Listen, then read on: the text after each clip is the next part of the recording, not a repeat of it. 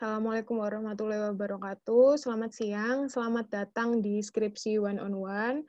Nama aku Damara sebagai moderator. Kemudian kita punya pembicara pertama, ada Mbak Roro, yang akan menjelaskan terkait bagaimana mencari ide topik skripsi yang menarik. Bisa langsung kita mulai bersama Mbak Roro.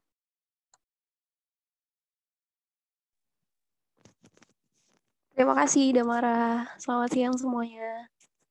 Di sini hari ini aku bakal ngejelasin tentang gimana sih cari topik skripsi yang bagus, yang menarik, yang sesuai dan yang seharusnya dipilih gitu. Nah, di materi topik ini sebenarnya materi yang paling sepele, tapi nggak bisa disepelekan karena kadang-kadang itu banyak yang dari kita nggak bisa nemuin topik yang sesuai dengan apa yang kita mampu dan apa yang kita butuhkan gitu, yang bisa digarap gitu. Nah, kebanyakan akhirnya terjebak sama pilihan sendiri dan mentok dan membuat skripsi mereka itu kesulitan gitu.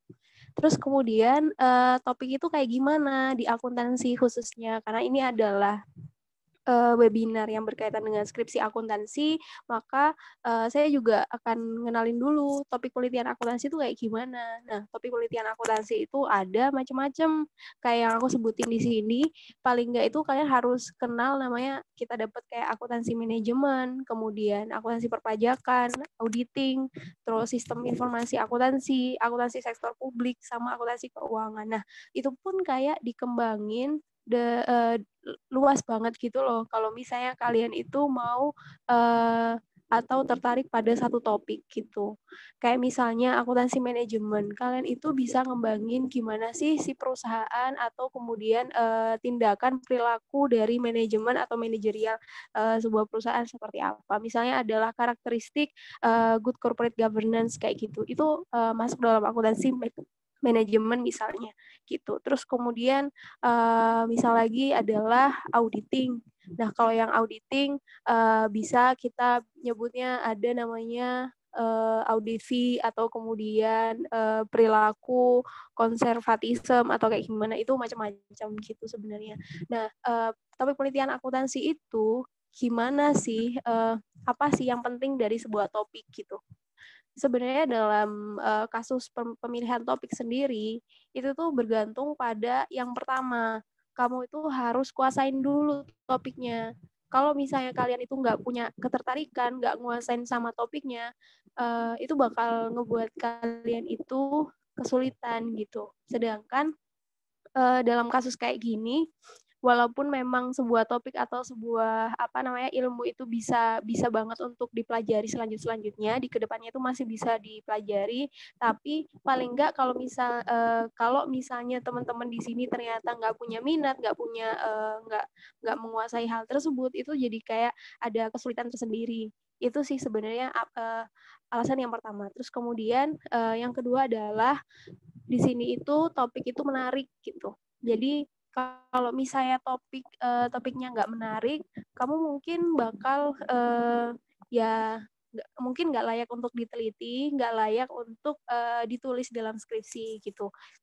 Dan selanjutnya adalah lagi banyak-banyaknya dibahas atau diperbincangkan gitu. Biasanya kalau di akuntansi kita bisa lihat isu-isu terkini, terus kemudian ada peraturan yang baru dari PSAK misalnya, atau kemudian undang-undang mewajibkan perusahaan untuk disclose sesuatu tentang perusahaan mereka atau yang lainnya gitu. Dan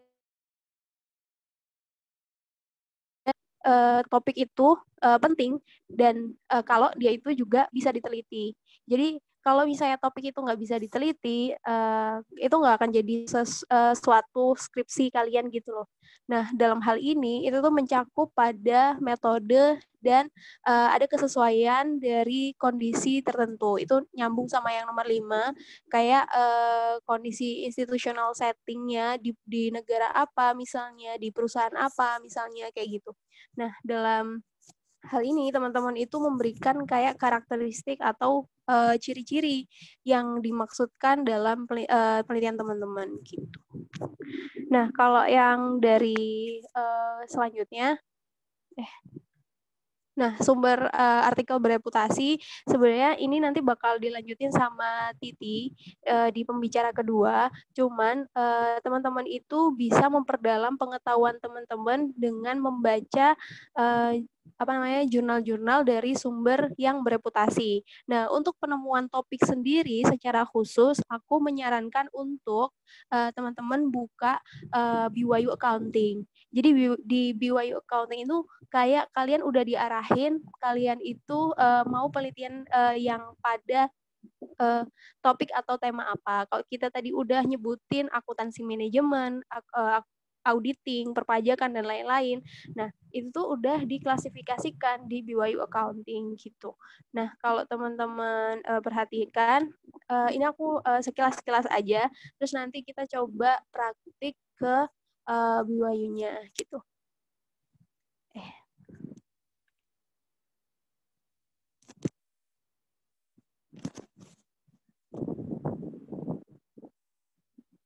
Teman-teman di sini pada kelihatan kan ya? Terus apa ya tadi?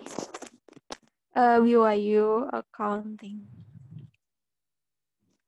Teman-teman itu bisa ngelihat itu di sini di BYU Accounting itu bakal tampilannya kayak gini. Kalau teman-teman udah tahu, di sini aku bakal nge-review sedikit. Di sini tuh ada beberapa opsi gitu. Nah, di sini itu ada kalian bisa lihat topik dan pengklasifikasiannya itu ada di research ranking. Jadi di sini tuh teman-teman bakal ngelihat tampilan yang keluarnya bakal kayak gini.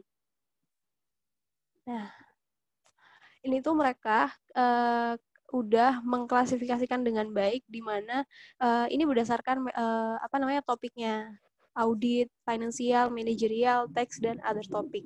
Terus kalau yang turun ke bawah ini adalah metodologi yang menjadi klasifikasi dari topik sendiri. Jadi kalau misalnya kita milih ini, kalian akan lebih fokus pada sistem informasi yang metodologinya adalah analytic, atau kalau misalnya ini adalah archival kayak gitu. Nah, apa yang kemudian bisa kita manfaatkan atau optimalisasi dari web BYU Accounting ini? Itu ada kita coba cek di salah satu, misalnya adalah managerial analytic atau kayak gini.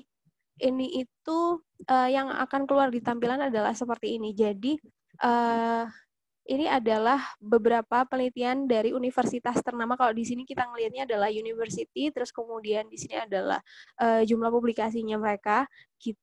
Yang bagus kalau nggak salah ini coba aku buka. Nah, gini. Tapi aku mau balik lagi. Untuk yang bagian ini, teman-teman itu bisa memilih beberapa opsi, apakah itu berdasarkan university rankingnya, atau kemudian PhD program ranking, terus kemudian atau auto ranking. Jadi teman-teman bisa explore di sini berdasarkan apa. Biasanya mereka itu mengklasifikasikan apa yang ditampilkan pada bagian yang ini, itu tuh nah itu adalah dari auto ranking. Nah, teman-teman itu bisa dapat ini gitu. Nah, yang muncul adalah misalnya seperti ini. Nah, ternyata penelitian yang membahas tentang manajerial dan dia itu metodenya adalah archival dikuasai sama si peneliti ini yang namanya adalah Banker Rajiv D gitu. Nah, dari universitas ini Temple University. Ini teman-teman apa yang kemudian bisa dieksplor di sini, teman-teman bisa klik di sini langsung. Terus di sini teman-teman bakal lihat lagi di bawahnya ini ada beberapa publikasi atau artikel yang sudah dipublikasikan oleh si banker ini. Nah, karena kenapa kok akhirnya banker ini disebut di dalam BYU itu karena banker ini diakui kalau dia penelitiannya itu bagus atau banyak banyak diminati atau punya reputasi yang bagus. Itu kemudian makanya di sini udah diklasifikasikan berdasarkan autornya yang bagus di bidang managerial achievement. Nah, kayak gini teman-teman bisa lihat beberapa titel publikasi yang udah si banker ini lakuin sampai dengan ke bawah. Ini banyak banget. Nah, kalau teman-teman ternyata di bawah ini kemudian berdasarkan judul aja tertarik, teman-teman bisa buka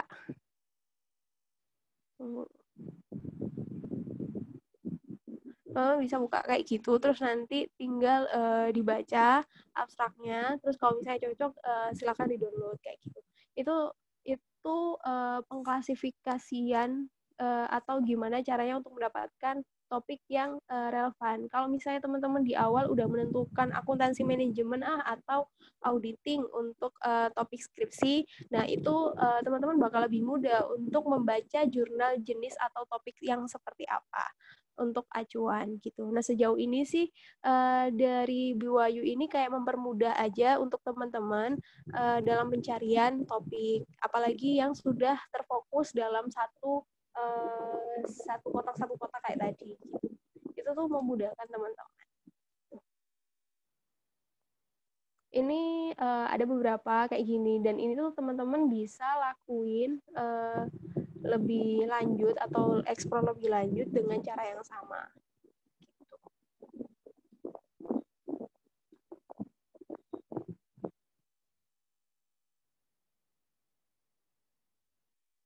Nah, teman-teman dari setelah ngebaca dari keseluruhan, yaitu managerial achievement misalnya, aku pengen di sini nih. Nah, di sini itu udah diklasifikasikan. Nah, kalau aku pribadi biasanya itu menampilkan dalam pengklasifikasian seperti ini. Jadi teman-teman bisa bikin template seperti ini, terus kemudian diklasifikasikan berdasarkan topik. Judulnya, teman-teman harus cari tahu tujuannya, metodenya, variabel, dan hasilnya. Terus nanti apa yang harus dilakuin dari semua yang udah teman-teman temuin itu teman-teman tertarik yang mana, terus kemudian apakah sudah sesuai dengan persyaratan ide atau topik yang sudah saya kenalkan tadi. Itu kurang lebih. Cukup ya. Selanjutnya Mbak Titi, moderator. Oke, begitu penjelasan mengenai mencari ide topik.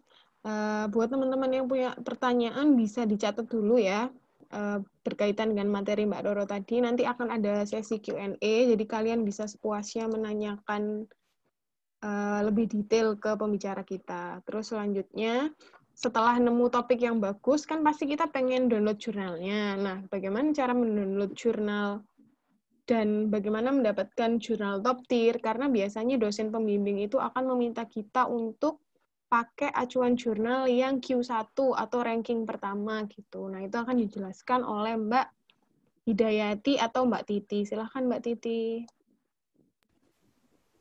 Oke, halo semuanya. Aku agak awkward ya kalau misalnya bicaranya cuma satu, harus ada jawaban gitu pengenku. Oke semuanya, mungkin pada malu ya. Oke, lanjut setelah dapat materi dari Roro tentang pencarian topik. Berarti kalian udah ada gambaran dong topik apa yang bakal kalian ambil untuk penelitian kalian atau skripsi kalian. Nah selanjutnya, step selanjutnya adalah cari jurnal acuan. Jurnal acuan buat membuat skripsi kalian. Nah, untuk itu, ini screen share-nya udah ada belum ya? Belum. Bentar.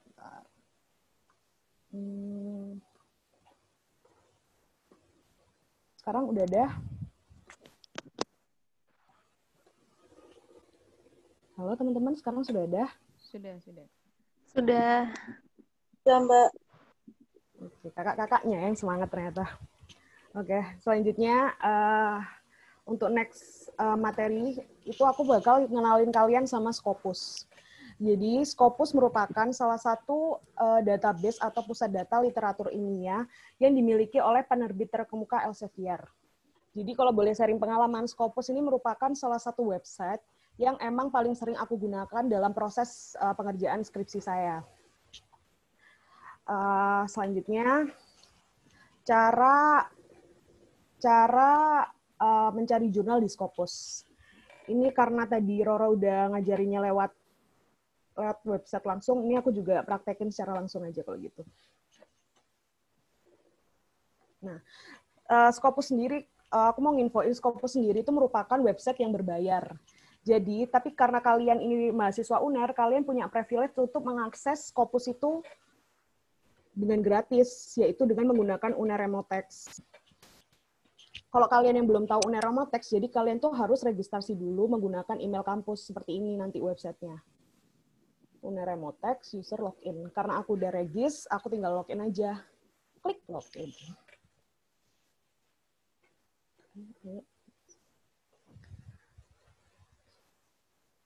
Nah, selanjutnya masuk ke Scopus. Nanti halaman pertama Scopus bakal seperti ini. Ada pencarian lewat dokumen, author, affiliation, dan advance. Jadi terserah kalian mau search jurnal itu by dokumen atau by author atau by affiliation tuh terserah kalian. Tapi biasanya aku kalau mau cari itu lewat by dokumen. Selanjutnya misal, kalian mau ambil topik apa? Sebagai contoh sebelumnya di skripsi aku tuh aku ambil akuntansi keuangan, lebih ke dividen polis. Jadi aku tinggal masukin keyword yang aku pengen. Tinggal masukin dividen. Terus gimana sih cara cari jurnal tuh yang spesifik dengan menggunakan banyak keyword? Jadi caranya gampang. Kalian tinggal ketik keyword pertama, misalnya ini dividen. Terus klik plus. Dan ini ada option and or and not. Jadi kalau kalian mau cari jurnal dengan beberapa keyword di satu artikel, kalian tinggal menggunakan option and. Kalau kalian mau cari beberapa jurnal dengan beda artikel, kalian tinggal pakai option or. Dan kalau and not ini biasanya digunain kalau kalian itu cari jurnal secara langsung atau nggak langsung. Tapi yang biasa aku gunain sih and kalau nggak or. Kayak gitu. Terus selanjutnya untuk jurnal acuanku kan sebelumnya bahas tentang catering dividen. Aku mau masukin keyword lagi tuh, misal catering insentif. Terus aku mau ngasih tahu lagi, kenapa aku pakai tanda petik. Biasanya kalau nggak pakai tanda petik, itu tuh bakal kayak berantakan di pencariannya, di hasil search-nya itu. Jadi aku lebih prefer ngasih advice, kasih tanda petik. Biar jadi gabung, jadi suatu kata gabungan gitu. Terus ini tuh ada option banyak, guys. Ini ada option, ada artikel title, author, first author, source title. Jadi itu terserah kalian mau pilih yang mana. Kalau aku mungkin ke artikel title. Terus ini ada option lagi tambah. Kalau kalian mau cari jurnal yang lebih spesifik lagi, pengennya apa? Pengen itu jurnal dari mana? Tinggal pilih aja sesuai keinginan kalian. Misalnya ini aku lagi pengen cari jurnal yang bagus. Salah satu jurnal bagus ini Journal of Financial Economics, misal. Kalau udah selesai, tinggal klik search. Nah, nanti keluarnya seperti ini. Ini mungkin salah satu beberapa jurnal yang sesuai sama keyword yang aku ingin. Nanti itu pasti kalau keywordnya kalian udah kayak agak mainstream, itu biasanya banyak banget pilihannya. Terus kalau kalian mau, ini ada fasilitas lagi, kalau kalian mau spesifikin jurnal itu dari tahun berapa, kalian tinggal ke kolom-kolom kiri ini aja. Ini nanti kalian tinggal pakai fasilitas limit to. Misalnya kalian pengen pakai jurnal yang nggak terlalu lama, ya tinggal pilih aja. Misalnya ini pakai jurnal maksimal 2006. Atau pengen autornya siapa, tinggal dicentang-centang sesuai yang kalian ingin, terus tinggal di limit to, nanti keluar jurnal yang mana gitu. Oh, nggak ada. Salah berarti nggak ada jurnalnya. Ya udah gitu, guys. Untuk pencarian lewat lebih spesifik, kalian bisa pakai limit to. Oke, balik lagi ke presentasi. Ke PPT-nya. Ini udah dijelasin, lanjut. Nah, sekarang kalian udah tahu cara download jurnal, cara cari jurnal lewat Scopus. Selanjutnya kalian harus cek dulu tuh, jurnal itu bagus nggak ya kualitasnya. Nah, kalau kalian pengen ngecek jurnal itu bagus atau enggak, kalian tuh bisa menggunakan website Skimago Journal and Country Rank atau SJR. Ini Skimago ini merupakan salah satu website yang digunakan untuk melihat ranking jurnal atau indikator ilmiah dari database Scopus. Jadi sebelum ngomongin cara tahu indeks jurnal ya, jadi sebenarnya jurnal yang bagus tuh bisa dilihat dari statusnya, kayak indikatornya itu ada Q1 sampai Q4. Bentar, ini aku praktekin langsung aja biar lebih jelas.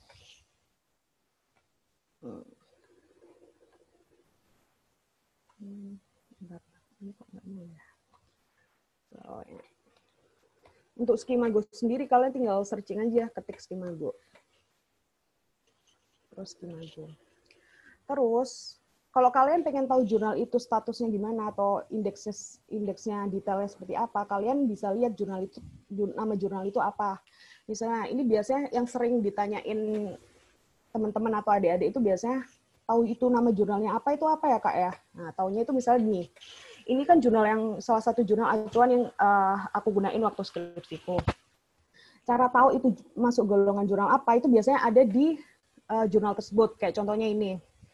Ini adalah Journal of Financial Economics. Nama jenis jurnalnya adalah Journal of Financial Economics. Biasanya kalau setiap jurnal itu letak nama jurnalnya itu beda-beda. Kadang ada yang di paling atas, kadang ada yang di paling bawah sini. Tapi pasti ada nama jurnalnya itu. Seperti itu. Nah, sekarang kalian udah tahu nama jurnalnya kan? Ini contohnya Journal of Financial Economics. Selanjutnya tinggal ketik. Misal Journal of Financial Economics. Udah. Nah, nanti keluar ini. Nah, Journal of Financial Economics. Nah, dari ini kalian bisa tahu ini H-indeksnya berapa. H-indeks sendiri merupakan gambaran dari produktivitas dari jurnal tersebut.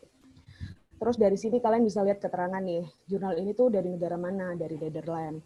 Terus subjek areanya itu di mana, di bisnis, manajemen, and accounting, strategi manajemen, publisher-nya siapa, Elsevier. Kalian tahu keterangannya bisa dilihat dari Skimago ini. Kalian bisa tahu scope dari jurnal ini tuh apa aja, kayak gitu. Terus kalau kalian pengen tahu itu kualitas jurnal gimana, kalian tinggal scroll ke bawah. Ini agak mengganggu ini. Tinggal scroll ke bawah, ini ada keterangannya Q1. Nah, Q1 sendiri merupakan indikator ranking tertinggi pada jurnal berdasarkan Elsevier yang menepati posisi paling atas. Kalau nggak salah 25% distribusi impact factor. Impact factor sendiri adalah sebuah kayak penilaian seberapa sering artikel itu disitasi oleh jurnal-jurnal bagus juga tentunya. Sebenarnya kini ada sampai Q4, ada Q2, Q3, Q4. Nah, kalau saran aku, kalau kalian mau melakukan penelitian, bikin skripsi, atau mau bikin jurnal, saran aku kalian menggunakan jurnal yang Q1. Tuh. Selanjutnya, Q1 ini Skimago sudah. Ini sudah. Selanjutnya ini berarti. Cara download jurnal PDF. Cara jurnal download PDF ini sebenarnya aku yakin kalian pasti bisa ngerti, tapi bisa pengaplikasikannya karena menurut saya generasi milenial pasti kalau soal teknologi nggak perlu dipertanyakan. Jadi di sini aku cuma menyarankan website yang bisa digunakan untuk download jurnal secara gratis. Gitu. Nah, untuk secara gratisnya ini kalian bisa pakai Google Scholar. Kalau Google Scholar ini kalian tinggal searching di Google aja, tinggal searching Google Scholar, lalu tinggal masukin nama jurnal dan jenis jurnalnya aja. Nanti ada PDF, terus tinggal download, itu aja. Kalau EBSCOhost ini juga salah satu fasilitas di UNER-Emotex, juga merupakan database di UNER-Emotex. Jadi kalian kalau pengen download jurnal juga bisa lewat EBSCOhost, tinggal login UNER-Emotex, searching EBSCOhost, lalu searching aja nama jurnal sama judul jurnalnya apa. Nanti ada PDF-nya tinggal download. Aku yakin kalian pasti bisa kalau soal mendownload ini. Udah, sekian. Thank you. Oke, materinya udah semua. Terima kasih Mbak Titi. Dan tadi juga terima kasih Mbak Roro. Oke, selanjutnya setelah sesi materi ada sesi Q&A. Jadi ini informal aja ya teman-teman. Kita kan sesama mahasiswa akuntansi, jadi biar luas. Ini dibuat informal aja. Silahkan yang mau bertanya bisa unmute terus nanti ngomong. Tapi nanti kalau misalnya bentrok barengan di hold ya satu-satu gitu. Boleh bebas bertanya, gimana sih Mbak cara bikin akun Remotex UNER misalnya. Atau aku mau buka Scopus, tapi kok pas buka judulnya nggak bisa dipencet, kenapa? Kayak gitu tuh juga kadang terjadi. Terus juga, kenapa aku harus dapat jurnal yang bagus, kayak gitu. Atau topiknya yang menarik apa ya? Aku tertarik auditing, tapi aku nggak tahu topik auditing yang mana yang harus aku buat penelitian, karena topik auditing terlalu luas, nanti juga bisa ditanyain. Jadi kita buka sesi Q&A, silahkan yang mau bertanya. Mbak, saya mau tanya, Mbak. Oh iya, Agnes, oke. Ya, ini Mic-nya. kan, ini sharing aja ya, Mbak ya. Iya, monggo-monggo. Jadi, waktu ada mata kuliah MedPen, itu kan aku nyoba gunain akun Remotex. Nah, itu akun Remotex tuh emang ini tambah bisa diakses dalam satu perangkat, ta. Maksudnya, hanya cuma satu perangkat tok yang bisa ngakses, Mbak. Misal aku awalnya itu di laptop, terus habis gitu aku pindah ke HP gitu, itu nggak bisa ya, Mbak? Oke, pertanyaannya ditampung. Makasih, Agnes. Ya, Ini ada yang mau tanya lagi, atau bisa kami jawab dulu?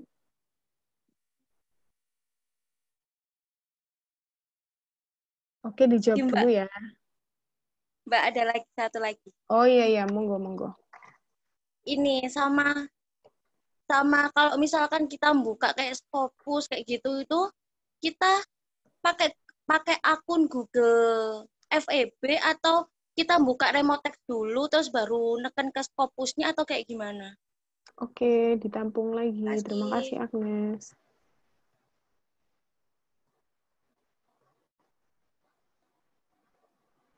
Ada yang mau tanya lagi? Mbak, aku mau tanya. Iya, Alfa. Jadi sharing juga, aku sempat dari jurnal di Scopus kan ya. Terus aku udah sempat sebelumnya tuh download beberapa jurnal. Nah, terus waktu sempat download jurnal yang sekarang baru-baru ini, itu tiba-tiba nggak bisa. Jadi setelah buka, sebenarnya dia open full access, cuman setelah download PDF-nya itu dia nggak bisa di-download. Terus bisanya di-download yang full seartikel semuanya gitu, Mbak. Itu emang ada batasan download dari Scopusnya atau gimana? Makasih. Oh, oke. Ditampung pertanyaannya. Makasih. Yang lainnya, monggo.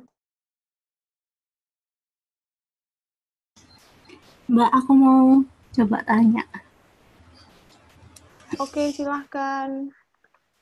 Jadi kan, aku kan mau ngambil topik penelitian tentang pajak.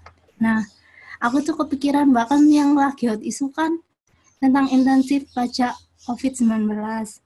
Nah, itu aku cari jurnal-jurnal yang berkaitan tentang intensif pajak di masa COVID-19 itu dikit banget, Mbak.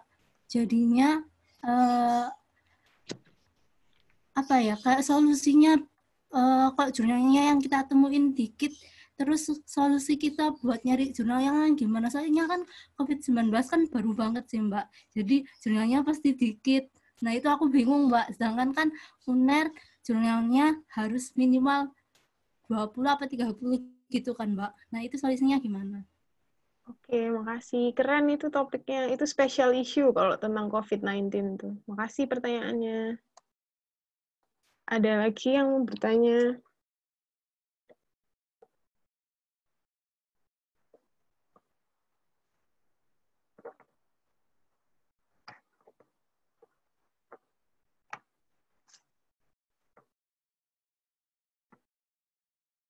Halo, ada yang mau tanya lagi atau bisa kita jawab dulu?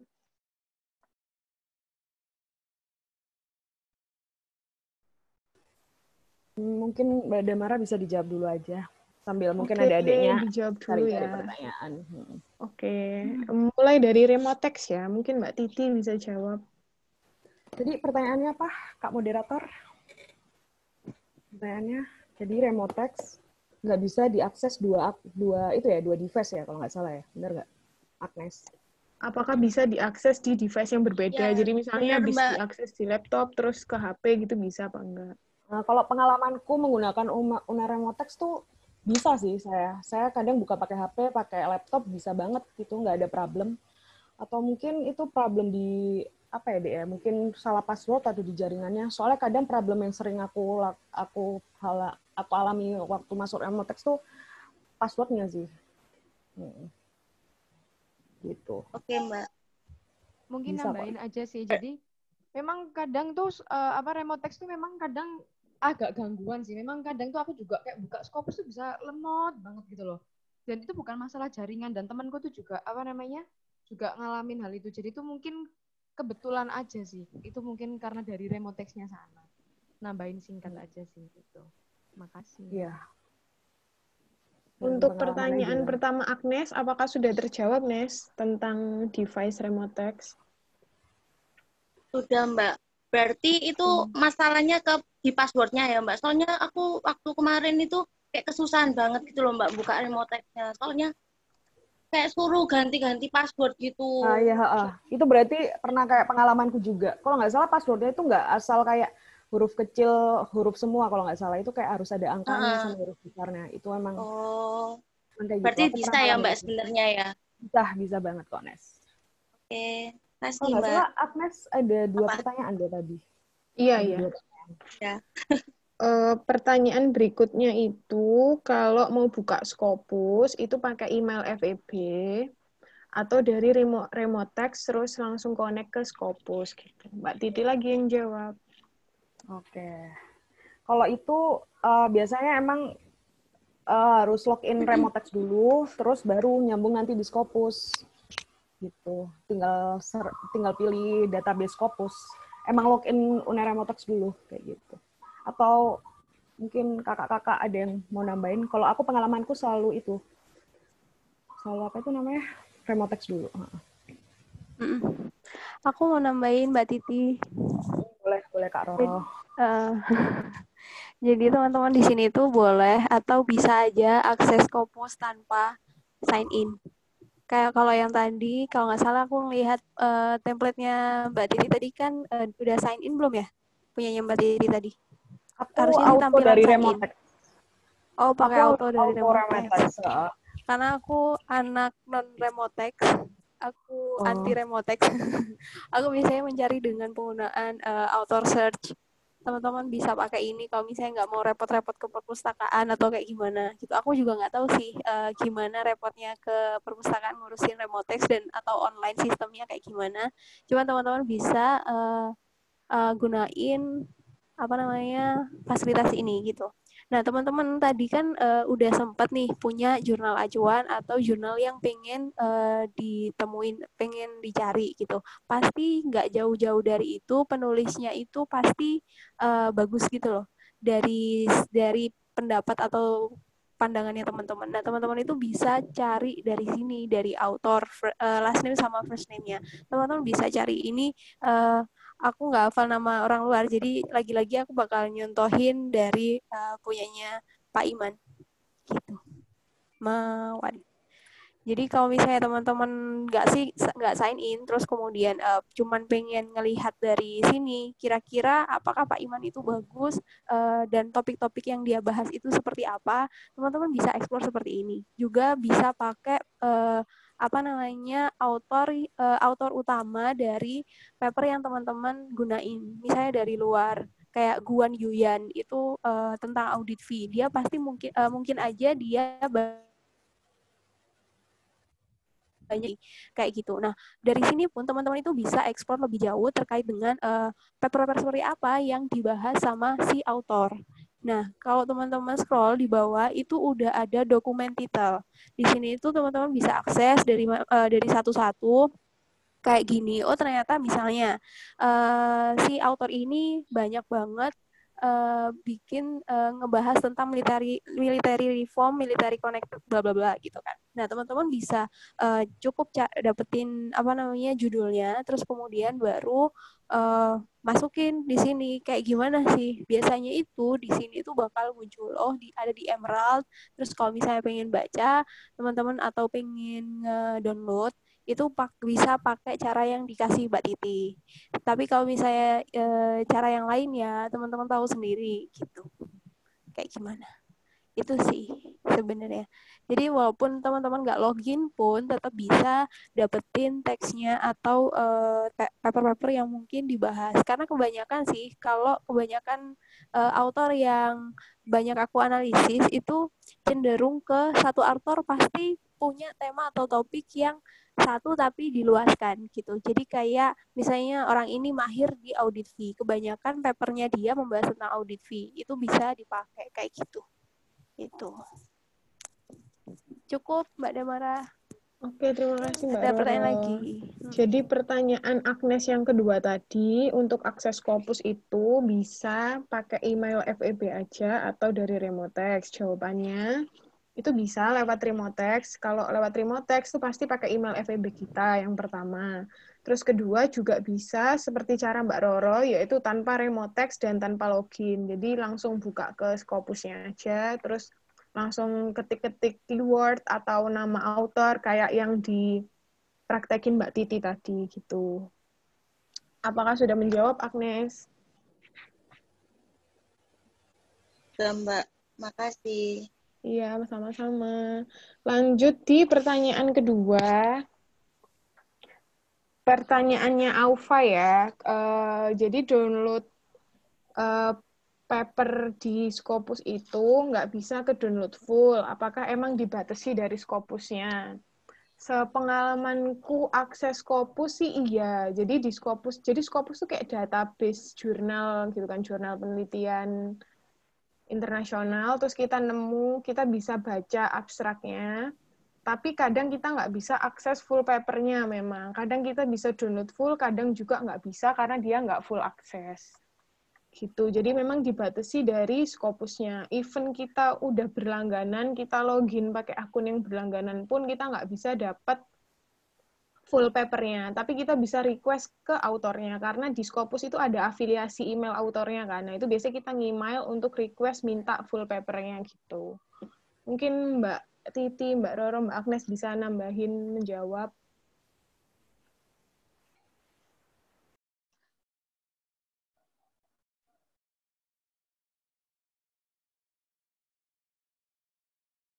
Halo. Kurang lebih sama sih sama Mbak Damara tadi ya. Jadi teman-teman memang ada yang open access, ada yang bisa langsung di-download dari situ, ada yang nggak bisa. Nah, ya cara mengatasinya ya kayak tadi yang udah dijelasin sama Mbak Titi tadi gitu. Kurang lebih sama. Iya, aku juga sama. Tinggal Jadi pakai kok misalnya Scholar sama. Pakai EBSCO, benar. Jadi kok misalnya di Scopus itu nggak bisa di-download full, kita bisa copy judulnya aja, terus kita search lewat EBSCO atau Google Scholar gitu. Nanti bisa download full papernya dari sana. Apakah membantu menjawab pertanyaan Aufa? Iya, Mbak. Makasih. Sama-sama. Lanjut di pertanyaan ketiga ya, pertanyaannya Dini. Jadi Dini ini tertarik sama topik yang sedang hangat-hangatnya, yaitu tentang teks di masa pandemi ini. Tapi ternyata jurnalnya terbatas. Iya, karena jurnal dengan topik COVID itu special issue. Jadi emang baru-baru ini dirilis dan belum banyak peneliti yang terjun di special issue ini. Mungkin yang akan menjawab Mbak Agnes, karena skripsinya Mbak Agnes juga topiknya teks. Silakan Mbak Agnes. Oke, Dek. Jadi aku coba bantu jawab, tapi bukan karena aku di deskripsinya teks, tapi mungkin ini pertanyaan yang sebenarnya memang general ya. Aku juga dulu sempat mikir gitu ya. Gimana sih kalau misalnya aku itu mau bikin penelitian, tapi penelitian tuh benar-benar baru banget. Nggak ada yang nggak ada banyak literatur yang mendukung gitu. Sebenarnya aku juga pernah gitu ya tanya gitu sama dosen. Dan jawabannya adalah, ya itu malah bagus ya. Itu malah jawabannya adalah malah bagus. Dan sebenarnya jurnal 1 atau 2 itu sebenarnya bisa dibuat kita pegangan gitu ya. ada salah satu dosen yang ngajarkan kita gitu ya, kalau misalnya kita mau apa ya istilahnya memeta-metakan ide yang dibuat kunci pegangan utama paper kita tuh ya 2 atau 3 paper gitu. Nah jadi sebenarnya misalnya kalau si adik tadi nemunya memang cuma 1 atau 2 jurnal yang memang bisa bantu ya itu dijadikan acuan. Dan memang ini adalah apa ya seni penelitiannya mungkin adalah di sini. Kalau misalnya adik ini memang benar-benar mengangkat hal yang masih hot issue gitu. Nah jadi bisa aja tetap adik itu harus membangun rasionalitas alur cerita, bangun hipotesisnya itu juga tetap nggak bisa nggak bisa semena-mena dengan pokoknya sesuai di logika kita, tapi tetap harus menggunakan teori-teori yang ada sebelumnya. Nah, bisa aja kita mengkaitkan, coba-coba cari aja di jurnal-jurnal sebelumnya. Mungkin ada jurnal acuan teks sebelumnya itu yang mengangkat kasus krisis yang di negara yang lain gitu. Nah, kita coba membandingkan kayak seperti itu, membandingkan atau mencoba mengkaitkan kalau di negara sebelumnya pernah terjadi krisis apa gitu, terus sistem pajaknya jadinya seperti apa. Sedangkan kita bandingin di Indonesia, misalnya institutional settingnya gitu, settingnya di Indonesia saat ini lagi COVID, kayak gitu. Terus mungkin juga nambahin, karena ini hot issue juga, mungkin bisa sih, tapi jangan dijadikan patokan utama. Kita bisa kayak mencantumkan sumber berita ya, asal berita itu kredibel sih. Soalnya sebelumnya aku juga, waktu aku skripsi pajak itu juga, dospingku bilang ya nggak apa-apa, tapi ya yang harus berita yang kredibel, sumber berita yang kredibel kayak pajak, misalnya kayak di DTC itu kan juga kayak kredibel kan, bahkan dia juga webnya ada juga buat support penelitian tentang perpajakan kayak gitu sih. Jadi intinya memang sebenarnya nggak apa-apa karena itu malah bagus, asalkan kalian memang harus bisa benar-benar mengulik, mencari-cari, mengkaitkan penelitian yang sebelumnya untuk kita bangun ceritanya dengan berdasarkan teori yang sudah ada kayak gitu sih. Mungkin masih ingin ada ditanyakan?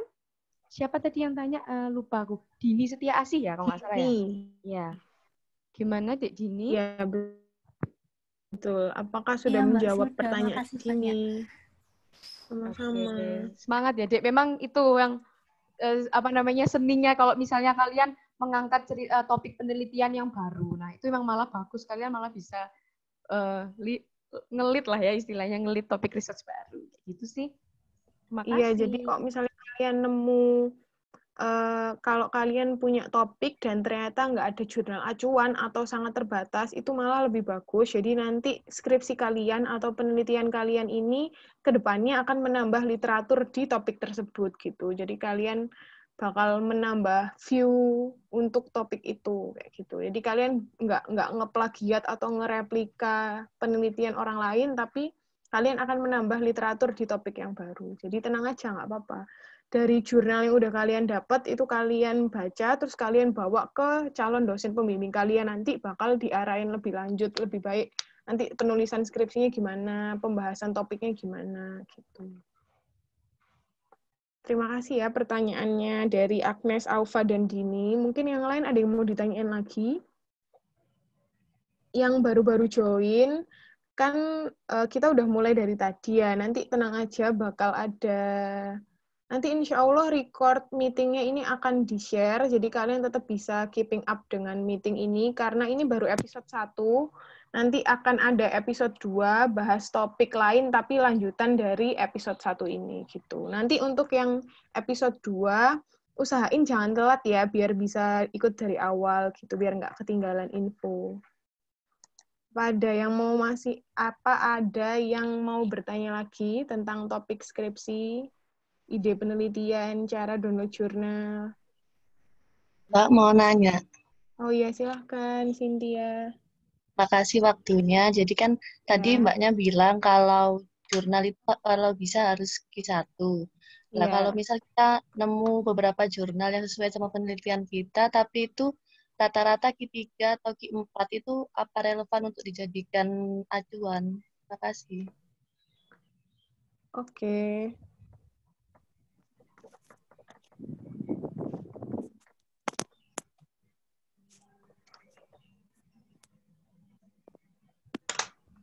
Oke, jadi sebenarnya jurnal ranking itu kan ada Q1 sampai Q4. Nggak bisa dibilang Q4 itu jelek, nggak bisa dijadikan acuan, sehingga harus pakai Q1 tuh enggak juga. Tapi itu biasanya tergantung dosen pembimbingnya. Kadang ada dosen pembimbing yang tetap kekeh maunya itu anak bimbingnya mensitasi jurnal yang top tier, yaitu Q1. Tapi kok misalnya ternyata mentok topik kalian itu terbatas dan ternyata cuma nemu jurnal yang terpublish di jurnal Q3 atau Q4, ya nggak apa-apa. Kan itu untuk dijadikan jurnal acuan. Nanti akan ada tambahan-tambahan paper lain yang mungkin dia bisa Q1 atau nanti tergantung dari arahan dosen pembimbing gitu. Jadi intinya walaupun kalian nemu jurnalnya itu Q3 atau Q4 tetap bisa digunakan. Bukan berarti nggak relevan, karena kan itu yang udah kalian baca dan cocok sama keyword topik kalian gitu. Mungkin mbak-mbak yang lain bisa nambahi menjawab. Iya. Oh, Titi. Agnes atau Titi? Iya, Titi. Nggak apa-apa, Agnes dulu. Agnes dulu.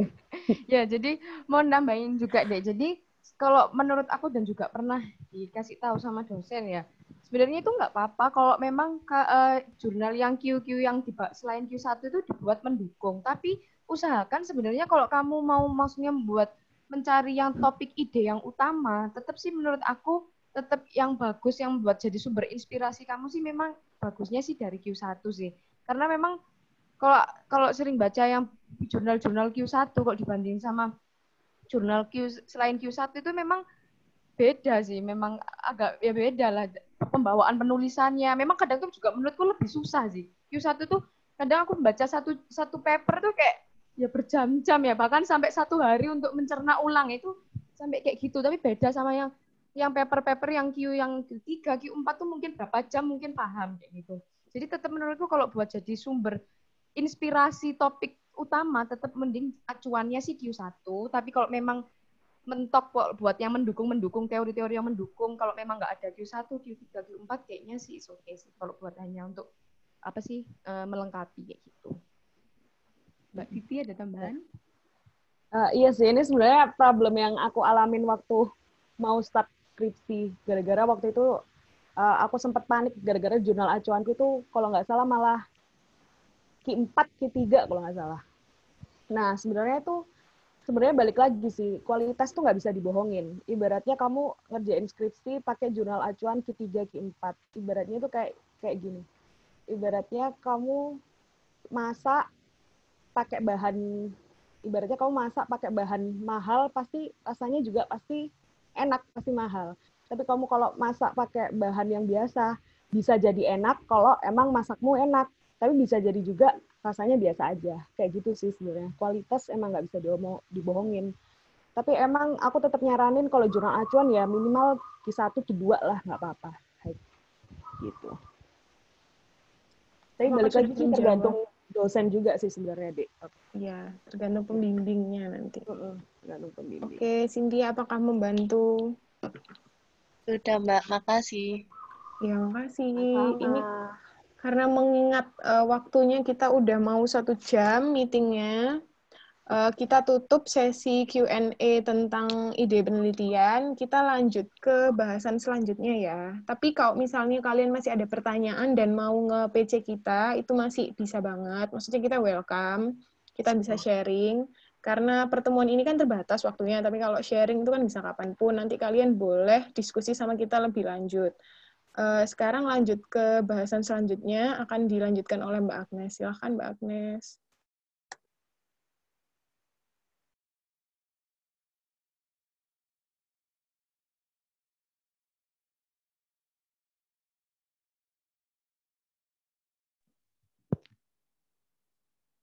Halo. Suaraku udah jelas? Boleh minta responnya? Soalnya tadi katanya suaraku sempat jelas. Oke, terima kasih. Oke, jadi adik-adik, siang namaku Agnes. Jadi mungkin kalau yang tadi adalah pembahasan yang sebelum-sebelumnya ini buat sharing info buat kalian yang dalam waktu dekat ini ya, buat persiapan skripsi atau yang mungkin masih adik-adik bukan 2017 juga insight yang terdekatnya memang buat persiapan skripsi ya, kayak topik penelitian. Nah, jadi saat ini mau sharing tentang apa itu CPEBR dan CPEBR Research Scholarship. Jadi kita ini adalah yang mengadakan acara webinar ini adalah dari CPEBR. Nah, CPEBR ini mungkin bisa kalian lihat ya, dari logo ini ada tulisannya Center for Political Economy and Business Research. Dan ini adalah suatu lembaga yang mana menyediakan adanya beasiswa penelitian. Nah, jadi ini adalah nanti sharing infonya adalah buat insight kalian, pandangan buat nanti persiapan ke depan ya. Jadi, sebentar, ini ketutupan anuku ya. Sebenarnya caranya gimana sih? Oke. Jadi, mungkin teman-teman semuanya sempat udah pernah lihat ini poster ini di Hima. Jadi, CPEBR Research Scholarship ini adalah beasiswa yang diberikan oleh CPEBR, yaitu pusat penelitian di bawah Fakultas Ekonomi dan Bisnis, yang mana pusat penelitian ini kita itu fokusnya adalah penelitian yang sekitar tentang politik, ekonomi, dan bisnis. Nah, jadi tujuan sesi ini adalah memperkenalkan gitu loh. Kalau FEB ini punya loh pusat penelitian namanya CPEBR dan juga memberikan beasiswa S2 buat kalian.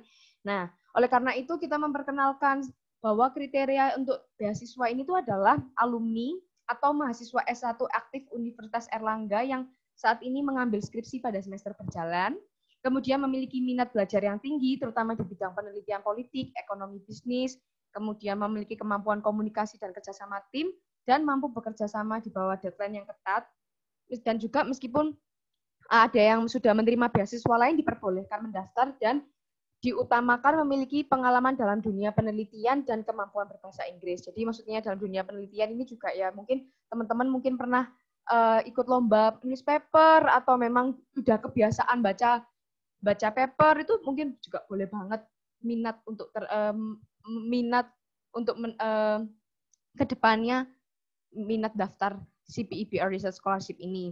Dan kemudian benefit yang kalian dapat adalah beasiswa berupa bebas biaya uang kuliah Magister S2 Akuntansi dari awal sampai nanti semester 4 ya, sampai lulus, termasuk uang pangkal. Jadi mungkin just for information, uang pangkal itu, uang masuk itu mungkin sekitar 28 juta kalau nggak salah ya, sekian. Dan uang SOP-nya itu sekitar per semester itu 8,5. Ya, 8.530.000 sih kalau lebih tepatnya. Dan uang pendaftaran 600.000. Jadi itu semua uangnya akan di-cover oleh CPEBR. Dan kalau di S2 ini nggak berlaku sistem UKT tingkatan gitu, enggak ya, itu tadi uangnya semuanya SOP dipukul sama rata, yaitu per semesternya 8,5 dan uang awalnya 28 juta itu tadi. Kemudian benefit kedua yang akan kalian dapatkan adalah uang saku bulanan 1 juta rupiah per bulan selama pengumuman diterima hingga lulus S2 jurusan akuntansi. Jadi uang saku. Untuk sistem pendaftaran memang kita belum membuka secara terperinci seperti apa, karena memang sesi ini ditujukan untuk buat teman-teman semuanya itu punya insight terlebih dahulu, biar kalian sejak semester sekarang, semester 7, semester 5 itu punya bayangan nanti misalnya kalian memang nggak pengen langsung kerja jadi auditor, mungkin nggak pengen langsung kerja di bawah korporasi, mungkin kalian memang ada minatan untuk lanjut S2, boleh banget. S2 akuntansi di UNER, boleh banget. Nanti mungkin kalau mau tanya further information bisa kontak line aku ya, Agnes Aurora ID-nya, nanti bisa tanya-tanya, nanti kita akan follow up lagi kalau misalnya tentang pembukaan pendaftaran, seperti itu. Nah, itu tadi mengenai beasiswanya. Sebentar, ini laptop aku nge-lag ya teman-teman. Sebentar, tahu ya. Ini masih slide yang CPEBR Research Scholarship ya? Masih kriteria dan benefit. Sebentar, aku coba stop share dulu ya. Mungkin karena gerak, Mas.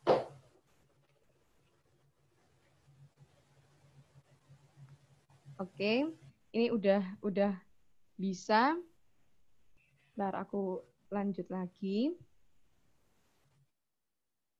Nah, mungkin karena aku slideshow kayaknya laptop aku jadi lemot, jadi aku giniin aja ya, kan kelihatan kan ya, tetap kelihatan kan ya. Jadi selanjutnya aku mau menjelaskan mengenai apa lebih dalam CPEBR itu seperti apa, kita ngapain aja sih di CPEBR.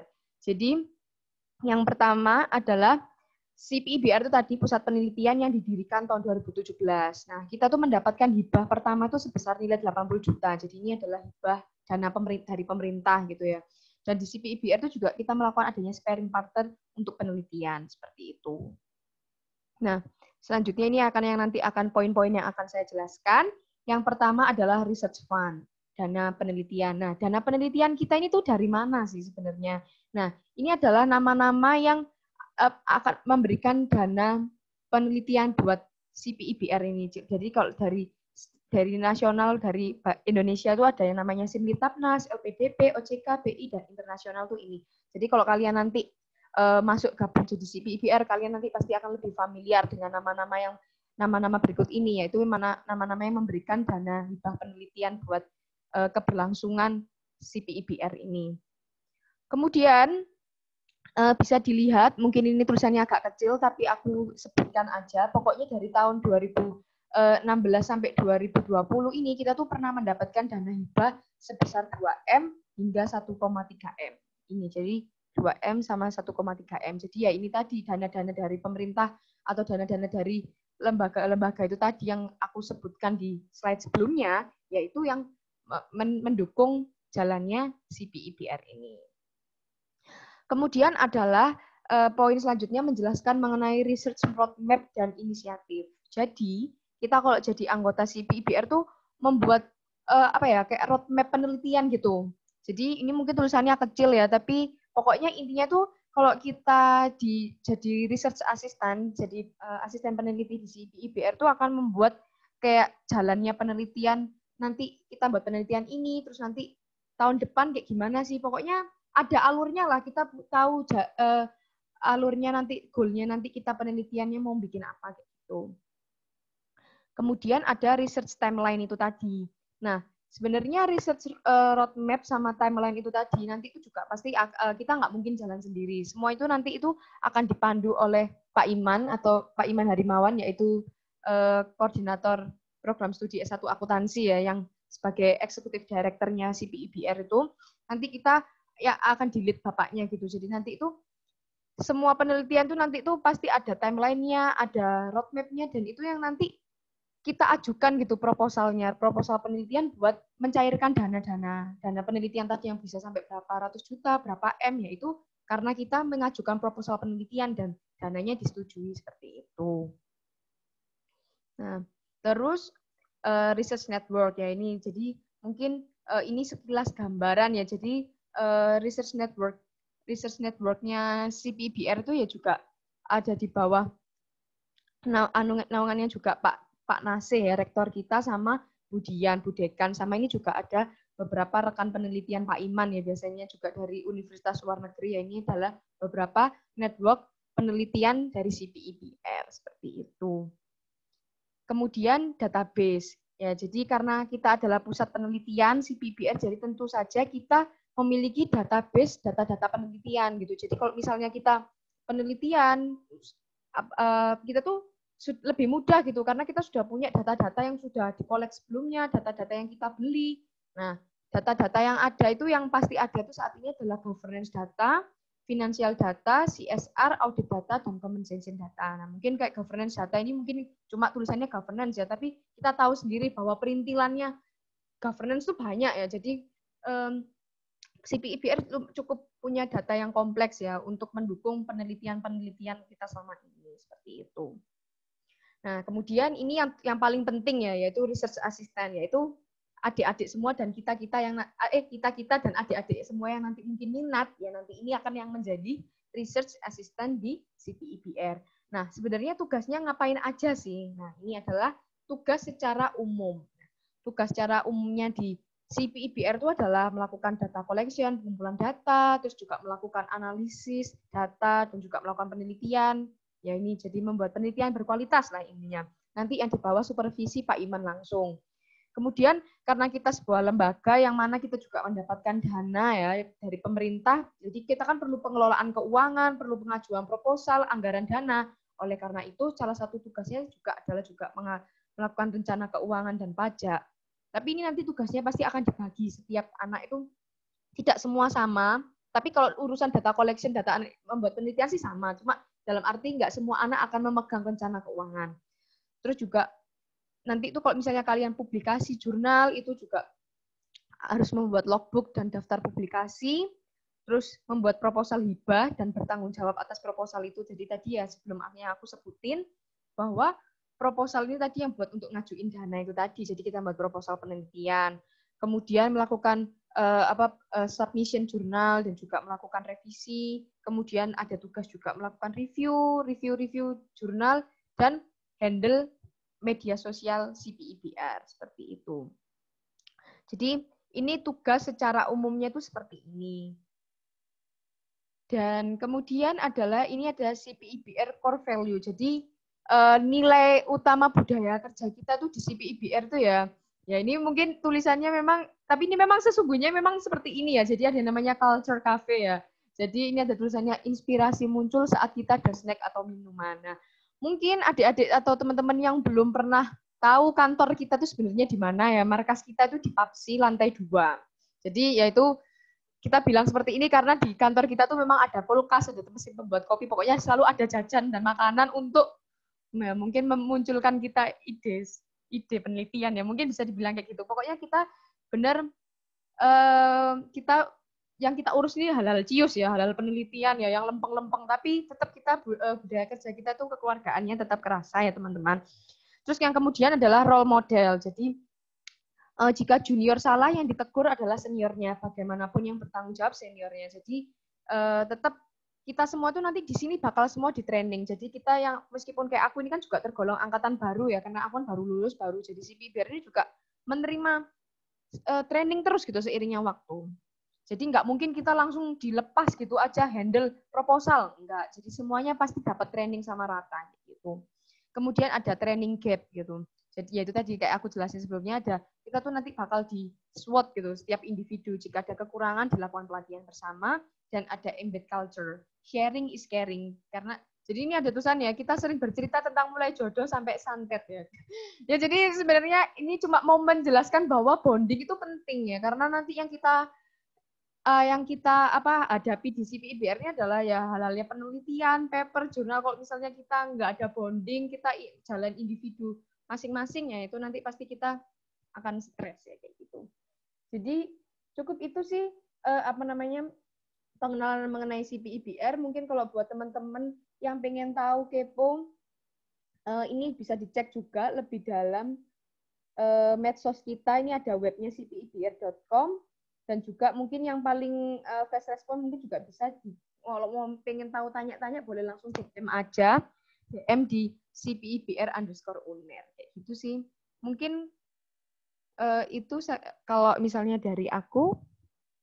Mungkin ada yang mau ditanyakan lebih dalam tentang beasiswa atau budaya kerja di sini. Terima kasih Mbak Agnes. Jadi begitu teman-teman tentang CPIBR Scholarship. Jadi kita itu akan jadi asisten riset, masih di bawah naungan FEB, fakultas kita tercinta, dan kita itu nanti disekolahin S2, gratis, kita nggak bayar sepeser pun, semuanya ditanggung oleh CPIBR. Jadi di sini tuh learning by doing, kita itu sebenarnya belajar, sebenarnya kita tuh kuliah, tapi kita tuh sambil kerja. Jadi tujuan utamanya tetap kita kuliah S2, tapi bagusnya adalah kita tetap dapat uang gitu, tetap dapat pendapatan, nggak cuma sekolah aja, udah sekolahnya gratis, tetap dapat uang, tetap dapat ilmu lagi, karena akan banyak pelatihan, kita tuh akan diarahkan ke berbagai hal baru, kita bakal nyoba penelitian-penelitian baru gitu.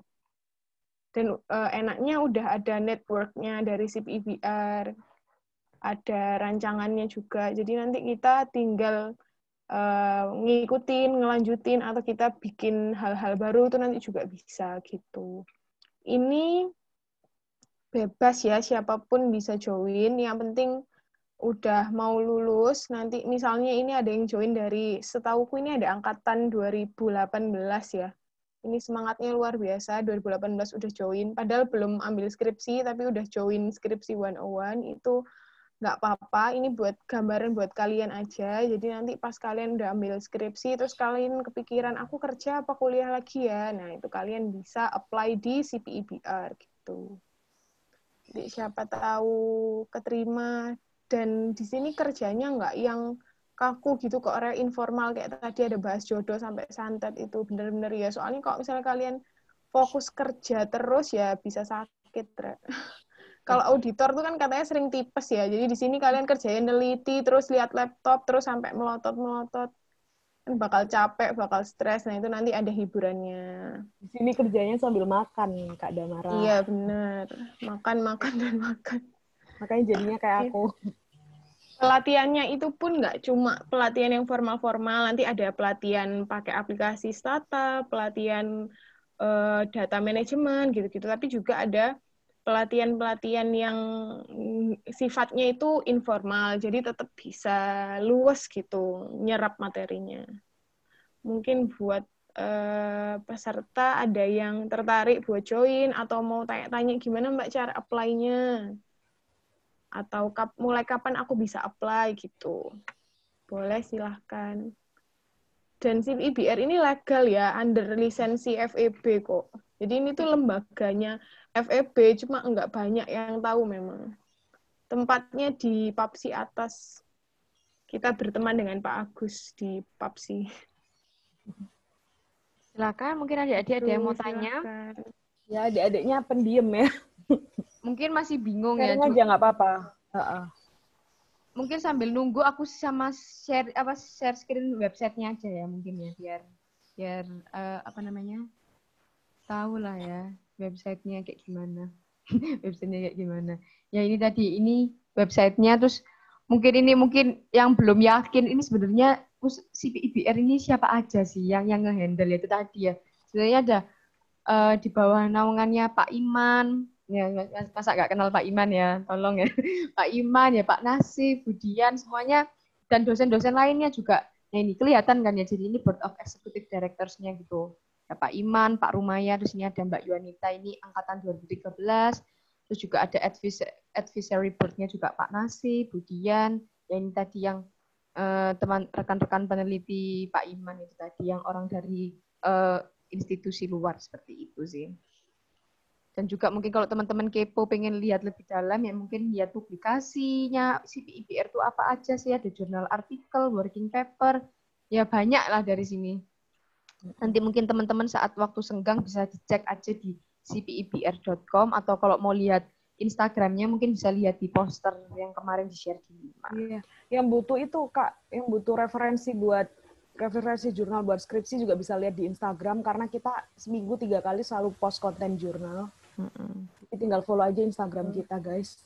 Itu sumbernya juga dari sini. Jadi dari publikasi yang publikasinya SIP IBR. Jadi buat teman-teman yang kemarin sempat ngechat, tanya-tanya gimana caranya bimbingan sama Pak Iman gitu. Itu kalian bisa mulai dari baca-baca jurnal penelitian beliau. Bisa didapat di mana, Mbak? Ya dari website SIP IBR itu. Mostly semua penelitian Pak Iman itu udah dipublish dan diamankan di data atau disimpan di website SIP IBR itu tadi. Jadi udah ada linknya, kalian tinggal pencet terus udah bisa download full papernya. Nanti kalian bisa baca-baca, terus bisa bikin prapos yang topiknya itu sejalan dengan topik penelitian Pak Iman. Jadi nanti pas beliau nge-assign dosbing itu beliau mungkin bakal tertarik sama prapos kalian gitu. Betul, semangat. Jadi ada yang mau ditanyain adik-adik, mungkin masih bingung ya.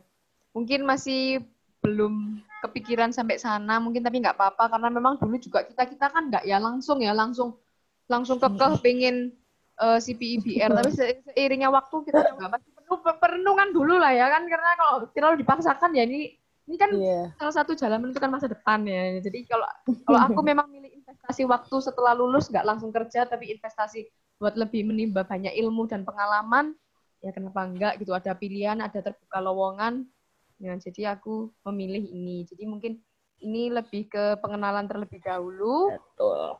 Kalau misalnya adik-adik minat, boleh chat DM di Instagram, atau mungkin lain aku kemarin, ID Agnes Aurora. Atau ya ini mbak-mbaknya ini juga boleh, kalau misalnya kalian ada yang kenal atau mau sekarang minta ID-nya juga boleh. Ya, seperti itu. Halo. Gimana adik-adik? Fix nggak ada yang mau ditanyakan berkaitan tentang CPIBR ini?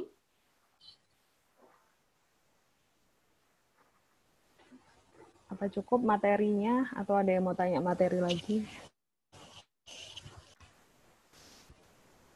Mbak, daripada nggak ada yang tanya, aku mau tanya boleh, Mbak? Boleh. Iya, Bang. Adik Satwiko. Nah, mungkin kan Iya, Adik Satwiko. Gimana? ya gini sih. Ya mungkin kan tadi sekilas dijelasin ya kalau fokus arah penelitiannya ke arah politik, ke arah politik, bisnis ekonomi dan lain-lainnya. Mungkin dari pengalaman mbak-mbaknya ini bantuin penelitiannya CPIBR dan lain-lainnya, mungkin bisa dikasih gambaran itu Mbak, kayak lebih spesifiknya kayak arah penelitiannya itu kemana gitu sih. Itu Mbak, terima kasih. Sama-sama. Oke, mungkin Roro ya sebagai asisten peneliti abadi, mungkin dia banyak. Roro, jelaskan semua Roro, ya Pak. Kamu meneliti apa aja di sini atau? Jadi kebetulan aku tuh sebenarnya sama-sama baru, angkatan barunya, angkatan Agnes, Titi, sama Damara. Cuman aku lebih dulu dari semester 6 itu, semester awal aku udah join di CPIBR sampai dengan sekarang. Nah, dalam proses ini tadi, spesifiknya kemana? Kalau Pak Iman sih orangnya itu kayak fleksibel gitu loh. Orangnya itu nggak mau mengkotak-kotakan ke satu topik tertentu. Biasanya beliau itu misalnya bisa menghandle ini dan meluaskan topik tertentu, itu tuh beliau bahkan ayo gitu. Nah itu makanya menurut aku penelitiannya Pak Iman itu berkembang banget dan banyak gitu. Dalam sekali penelitian itu beliau bisa jalan sampai 30-40 paper. Nah cuman apakah bebannya berarti bebannya anak-anak CPIBR banyak dong gitu, atau kerjanya berat dong? Ya enggak juga, kayak kita masing-masing disesuaikan sama kapasitas dan beliau itu ngerti sama kondisi kita sebagai mahasiswa. Sejauh ini sih seperti itu. Kalau aku pribadi selama ini membawa paper yang kayak gimana, karena aku tertarik dengan sistem informasi. Kebetulan aku tuh di bawah Pak Iman dan juga Bu Nadia. Jadi beliau itu kayak ngelit aku pribadi untuk mengembangkan paper yang jenis ini, gitu, yang berkaitan dengan manajemen dan sistem informasi. Terus kemudian kalau misalnya political yang kayak gimana, misalnya adalah teman-teman bisa tadi udah dicekin sama Mbak Agnes, itu di webnya CPIBR itu banyak banget tentang political connections, terus kemudian military connection, itu benar-benar kayak core dari penelitiannya Pak Iman. Nggak jauh dari itu, penelitian Pak Iman itu selalu berkaitan dengan hal tersebut. Terus kemudian misalnya adalah karakteristik dari perusahaan, itu banyak juga yang diteliti sama Pak Iman. Juga kayak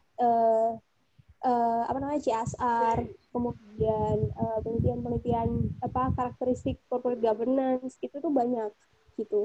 Nah kalau misalnya kayak Aji tadi tanya yang kayak gimana sih yang diteliti sama CPIBR sejauh ini, kalau misalnya pengen tahu ya utak-utak aja yang ada di jurnal atau artikelnya CPIBR. Tapi emang kalau Pak Iman itu kayak hampir semuanya itu diambil, kayak perpajakan jalan, audit jalan, manajemen jalan, akuntansi finansial juga jalan, terus sistem juga jalan. Jadi beliau itu hebatnya itu beliau bisa menjalankan ke semuanya. Gitu. Kalau beban tadi, perihal dengan beban, aku saat ini karena aku kan nggak S2, karena kebetulan aku nggak S2, beban aku itu adalah 2 riset hibah penelitian internasional, terus kemudian satu paper, jadi 4. Tapi kalau teman-teman yang lain mungkin rata-rata 2-3 ya, 2 atau 3 proyek kayaknya. Ya nggak Mbak Agnes atau Mbak Titi?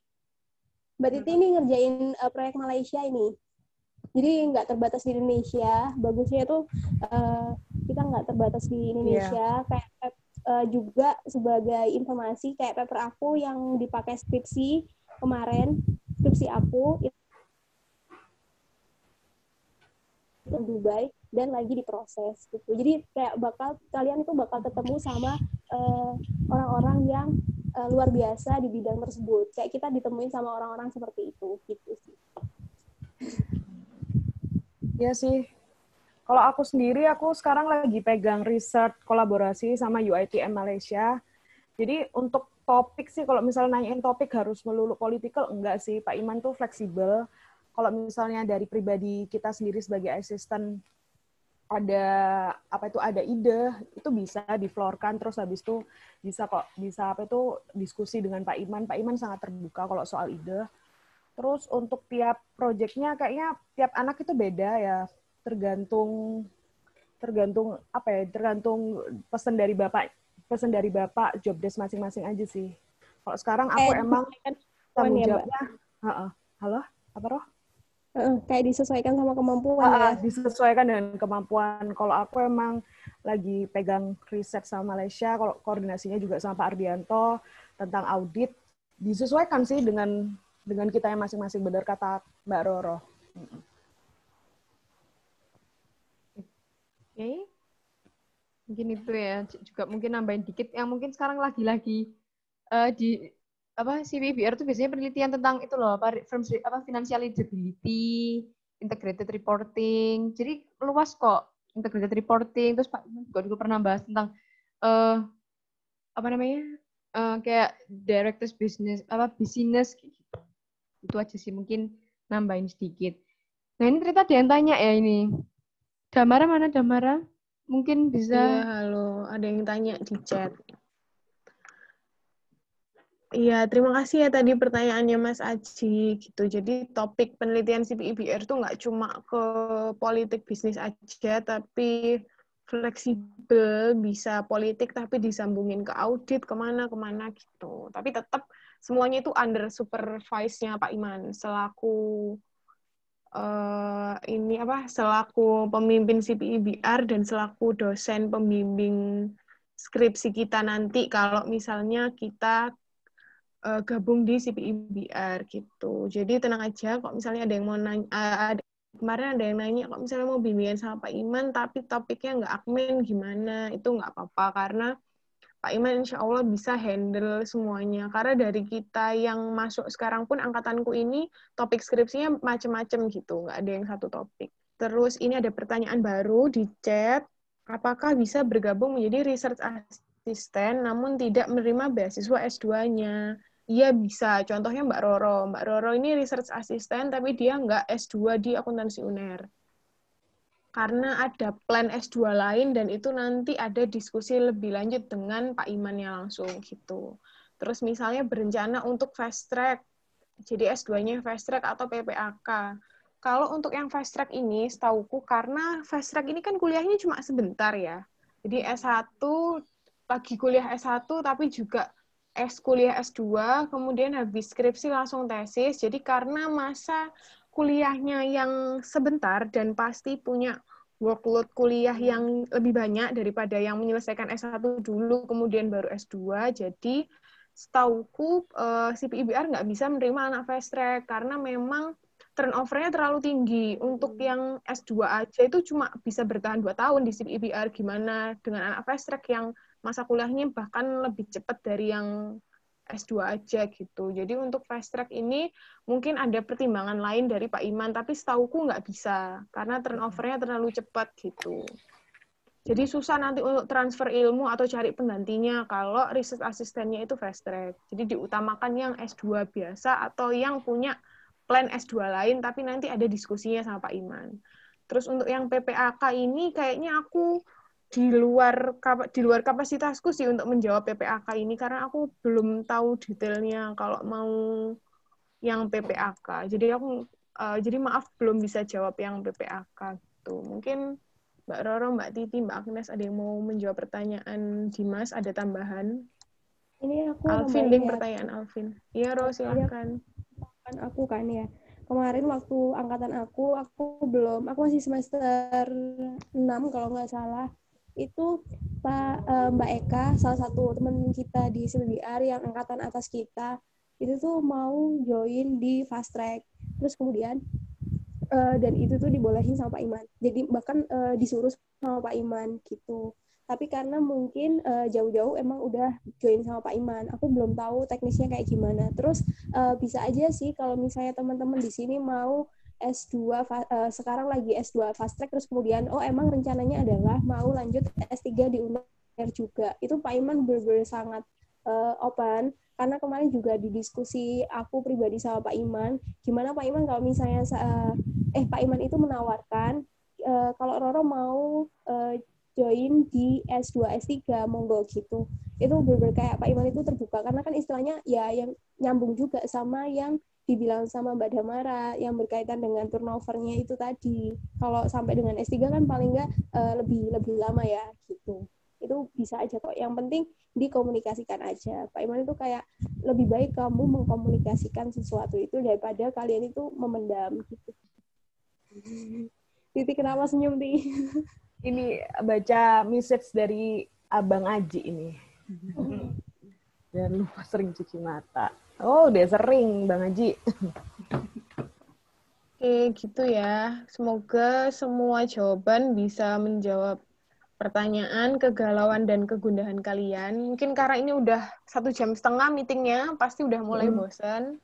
Yeah. Terima kasih semuanya yang sudah bergabung di Skripsi 101 episode 1. Nanti akan ada episode berikutnya dengan topik yang lebih intens, nggak hanya sekedar topik yang menarik, tapi lebih mendalami skripsi itu sendiri. Jadi nanti silakan bisa join lagi atau ajak teman-teman yang lain. Usahain on time jam 1 ya, supaya waktunya nggak molor lama dan semuanya bisa dapat ilmunya. Karena waktu yang terbatas, mohon maaf kalau misalnya ada yang mau bertanya tapi nggak bisa di sesi ini, kalian bisa PC kita atau DM Instagramnya CPIBR, nanti kita bakal balas. Mungkin cukup sekian untuk pertemuan episode 1, nanti akan dipublish poster untuk episode 2, kalian bisa daftar lagi yang episode 2. Mbak ada yang mau menambahkan? Sama ini mungkin kita mau nambahin itu sih. Jadi yang tadi udah aku chat tadi, yang udah bertanya itu iya. Kita ya dapat giveaway. Nah, iya, giveaway-nya apa, Dam? Bisa dijelasin, Dam? Iya, terima kasih untuk 4 penanya pertama. Tadi ada Agnes, Aufa, Dini, dan Cynthia. Terima kasih untuk pertanyaannya. Karena kalian sudah bertanya, akan mendapat hadiah buku Stata, buku statistik khusus aplikasi Stata. Itu nanti akan membantu skripsi kalian. Kalau kalian nanti run datanya pakai Stata, akan kalian dapatkan secara gratis. Nanti gimana kalian dapetin bukunya akan dikontak lebih lanjut sama Mbak Agnes. Dan yang lain jangan sedih, nanti di episode 2 kalian bisa nanya dan bisa mendapatkan hadiah yang lainnya. Gitu. Sekian, terima kasih. Wassalamualaikum warahmatullahi wabarakatuh. Selamat siang semuanya.